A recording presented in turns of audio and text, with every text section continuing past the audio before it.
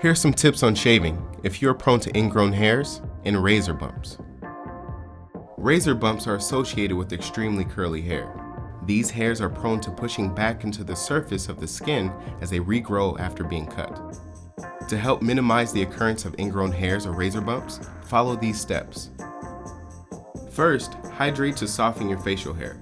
Dry hair is harder to cut and more likely to grow back into your skin.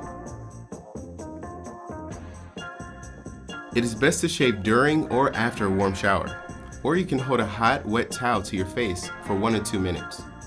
Exfoliate using a face wash or scrub to help release trapped hairs. Use a high-quality shave gel, foam, or cream designed for sensitive skin. Lather and spread it all over to hydrate hairs and protect against irritation while you shave. Let it soak in before you start. Most importantly, use a razor designed for sensitive skin, like the Gillette SkinGuard, with its patented technology that ensures the blades shave hair while guarding skin. Check your blades before you start shaving.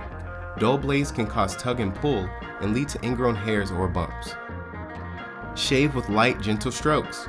Be careful not to restroke the same area too much, as this can cause irritation.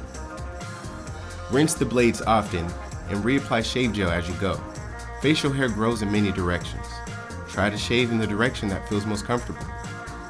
Save the most sensitive parts of your face for last. When the shave gel has more time to soak in, the hairs become softer and easier to cut. Use the single blade precision trimmer on the back to create sharp lines around facial hair and shave hard to reach places like under your nose. Rinse your face with cool water and towel off. Rub in a hydrating aftershave to replenish moisture and soothe your skin. Try shaving regularly to prevent your hairs from getting long enough to re-enter the skin surface. Click here to learn more. Subscribe to the channel and tell us your tips on banishing razor bumps and ingrown hairs in the comments.